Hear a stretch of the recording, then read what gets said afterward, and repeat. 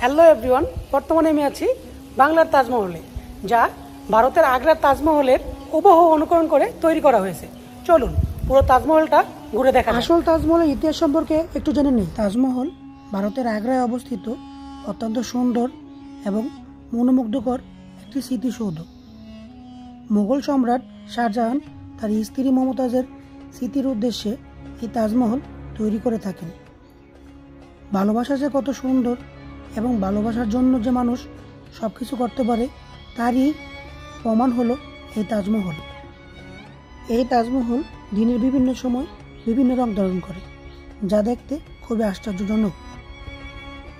এই তাজমহল তৈরি করতে 22,000 শ্রমিকের 22 বছর সময় লেগেছিল। এর নির্মাণ কাজ শুরু হয় 1632 খ্রিস্টাব্দে এবং শেষ হয় 1653 খ্রিস্টাব্দে। এই তাজমহল নির্মাণের জন্য পুরো এশিয়া এবং ভারতের বিভিন্ন মূল্যবান উপাদান ব্যবহার করা হয় এবং এর নির্মাণ কাজের জন্য প্রায় 1000 হাতি ব্যবহার করা হয়েছিল এই তাজমহলের নির্মাণ সামগ্রী বহন করার জন্য। মোট 28 ধরনের পাথর দিয়ে এই তাজমহল নির্মাণ করা হয়।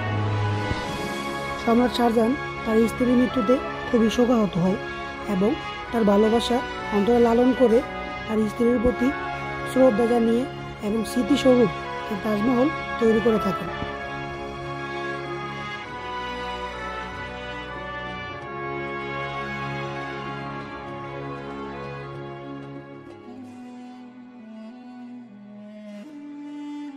আপনারা যে মহলটি দেখতে পাচ্ছেন এটি হলো বাংলার তাজমহল। চলুন এর ভিতরে যেতে যেতে এর ইতিহাস সম্পর্কে জেনে নেই।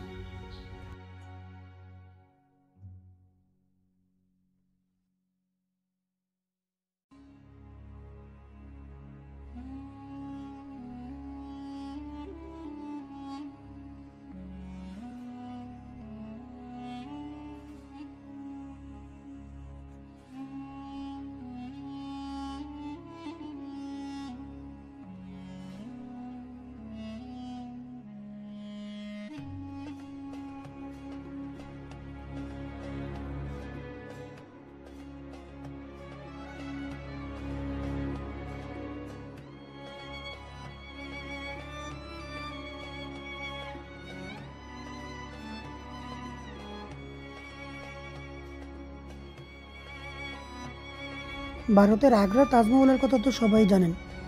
সেটার অনুকরণ করেই নারায়ণগঞ্জের শিল্পপতি এবং চলচ্চিত্র নির্মাতা আহসানুল্লাহ মনি নির্মাণ করেছেন বাংলার এই তাজমহল।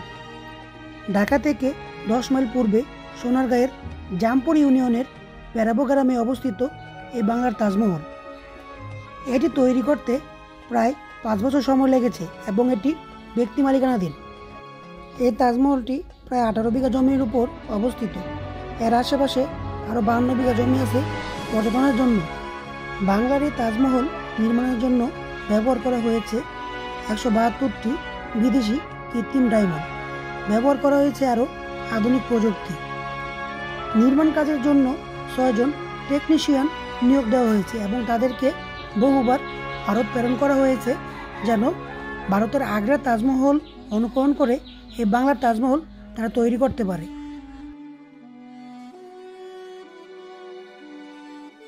এই তাজমহলটি 2005 সালে নির্মাণ কাজ শুরু করে এবং এর নির্মাণ কাজ শেষ হয় 2008 সালে।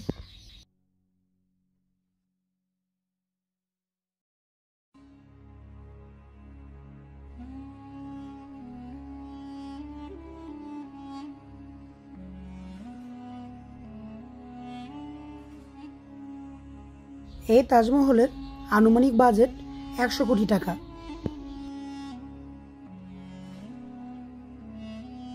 এই তাজমহলটি পুরো সপ্তাহ জুড়েই খোলা থাকে এবং দেশ বিদেশ থেকে অনেক পর্যটক আসে এই তাজমহল দেখার জন্য। এই তাজমহলের ভিতর আহসানুল্লাহ মনি ও তার স্ত্রী রাজিয়া দুজনের কবরস্থান সংরক্ষিত আছে।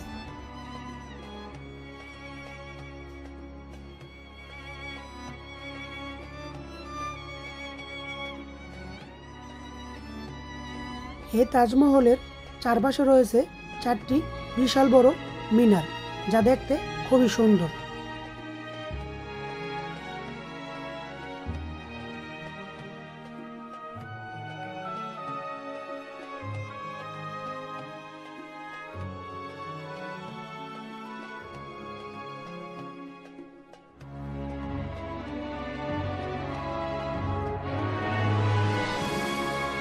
পুরো তাজমহল জুড়ে রয়েছে অসংখ্য ফুলের সমারোহ এবং সবুজে মোড়ানো সুন্দর উদ্যান।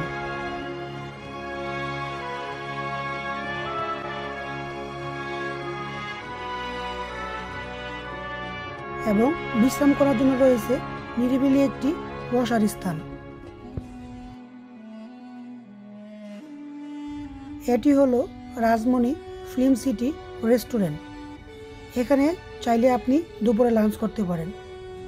তাজমহলে দেখার মতো আর তেমন কিছুই নেই। এর বাইরে রয়েছে সিলেটের বিখ্যাত 7 রঙের চা।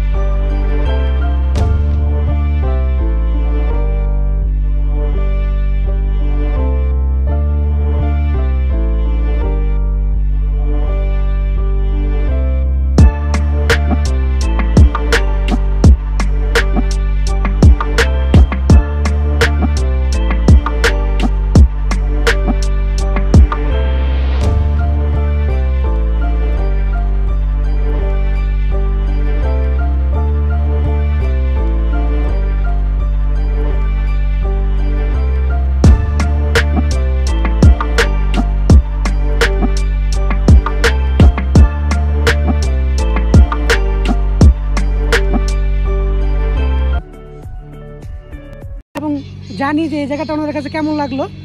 চাচা আপনার নাম কি? আমার নাম অমিত দাস।